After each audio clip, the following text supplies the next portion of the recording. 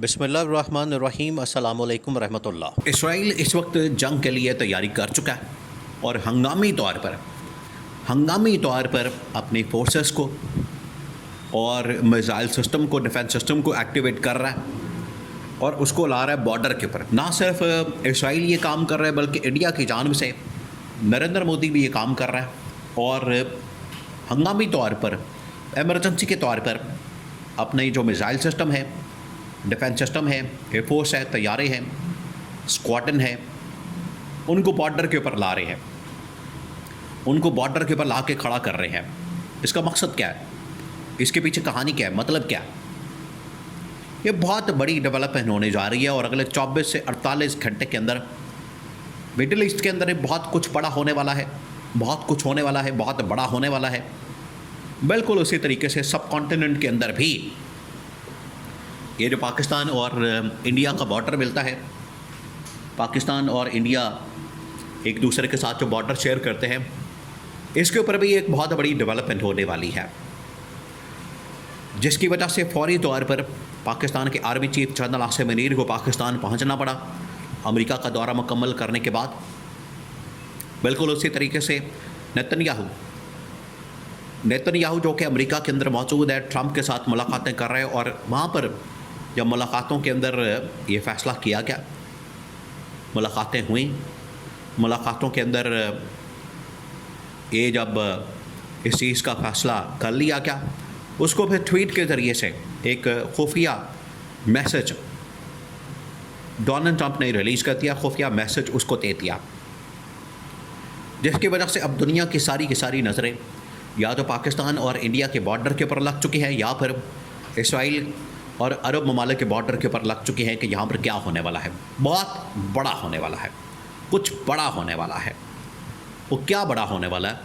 2-3 चीज़ें आपने समझनी है, फिर आपको सिनेरियो की समझ आएगी कि ये जो कुछ बड़ा होने वाला है इसराइल के बॉर्डर के ऊपर या फिर पाकिस्तान इंडिया के बॉर्डर के ऊपर, वो आपको समझ आएगी। अगले 24 से 48 घंटों में आपने बिल्कुल अलर्ट रहना।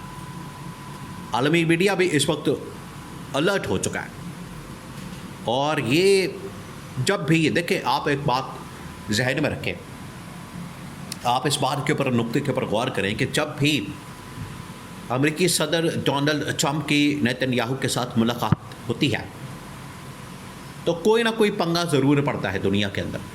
इसकी 2 मिसालें, बहुत बड़ी मिसालें।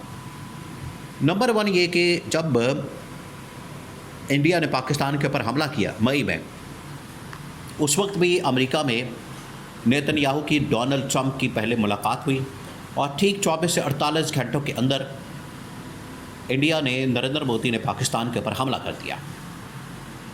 उससे पहले ये मुलाकात हुई थी नेतन्याहू की अमेरिकी सदर के साथ। फिर उसके तकरीबन को 1-2 महीने बाद इसराइल ने ईरान के ऊपर हमला कर दिया। ये जो हमला किया गया, इससे पहले भी नेतन्याहू ने दौरा किया अमेरिका का और डोनाल्ड ट्रंप के साथ मुलाकात हुई। तो इस मुलाकात के अंदर भी ये फ़ैसला हुआ था कि ईरान के ऊपर हमला होने जा रहा है। जबकि तीसरी जो एक एग्ज़ाम्पल, छोटी है, एग्ज़ाम्पल के तौर पर इसको पेश किया जा सकता है एविडेंस के तौर पर, कि जब इसराइल ने कतर के ऊपर हमला किया तो इसराइली वज़ीर-ए-आज़म नेतन्याहू ने सबसे पहले अमेरिकी सदर डोनाल्ड ट्रंप के साथ ये बात की थी और उसके साथ ये सब डिस्कस किया, शेयर किया, उसको ऑन बोर्ड लिया अमेरिकी सदर को। तब उसके बाद इसने कतर के ऊपर हमला किया। तो अब इस साल ये 3 बड़ी एग्जाम्पल एविडेंस के तौर पर पेश की जा सकती है। अब ये चौथी मुलाकात हुई, रब्ता हुआ, डायरेक्ट 1 to 1। तो इसका मतलब है कि इस बार भी कुछ बड़ा होने वाला है और ये बड़ा होने वाला है या तो इसराइल के बॉर्डर के ऊपर या फिर इंडिया के बॉर्डर के ऊपर। अब होना क्या, इसको आप समझें। ऑलरेडी पाकिस्तान और सऊदी अरब के दरमियान डील हो चुकी है कि सऊदी अरब के ऊपर हमला, पाकिस्तान के ऊपर हमला, पाकिस्तान के ऊपर हमला, सऊदी अरब के ऊपर हमला, तसव्वुर होगा। ये आप कह लें कि ये इस्लामी नेटो का आगाज़ हो गया, बिल्कुल आगाज़ हो गया इस्लामी नेटो का। ये जिस तरीके से एक दुनिया में कायम की गई नेटो, ये बिल्कुल उसी तरीके से एक यहाँ पर कायम कर दी गई है इस्लामी नेटो। वो नेटो और इसका मुकाबला इस्लामी नेटो। अब ये एक बहुत बड़ी थ्रेट है इंडिया के लिए भी, इसराइल के लिए भी। इनकी कोशिश ये है, अब ये करेंगे क्या, बजाय इसके कि एक के ऊपर हमला करें तो दूसरे के ऊपर तसव्वुर किया जाए। इंडिया पाकिस्तान के ऊपर करे तो सऊदी अरब के ऊपर तसव्वुर किया जाए, या इसराइल सऊदी अरब के ऊपर हमला करे तो पाकिस्तान के ऊपर तसव्वुर किया जाए। हम यकदम दोनों मुल्कों के ऊपर हमला कर देते हैं। एक ख़तरनाक किस्म का मंसूबा है कि इधर से पाकिस्तान के ऊपर हमला कर दिया जाए, उधर से सऊदी अरब के ऊपर हमला कर दिया जाए इसराइल की जानिब से। ये हो सकता है, बिल्कुल आप इसको रूल आउट नहीं कर सकते। आप नहीं कह सकते कि ये ऐसा नहीं होगा, ये आप नहीं कह सकते।